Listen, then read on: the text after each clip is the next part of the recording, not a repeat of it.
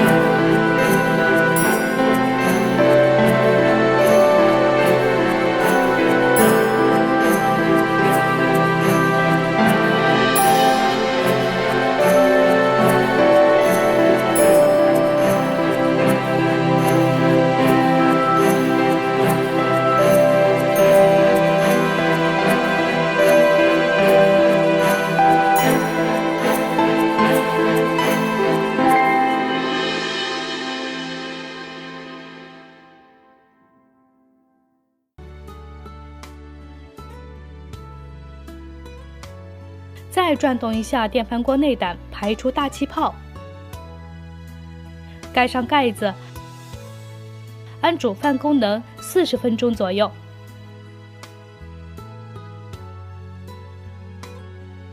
时间到，再打开盖子，糯米清香是扑鼻而来，好香啊！再看一看效果也非常不错。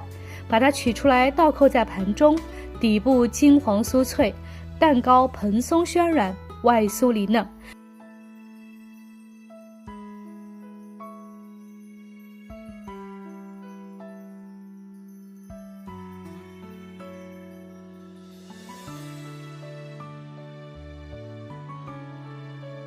来一口软糯香甜 ，Q 弹可口，赶紧为家人收藏安排吧。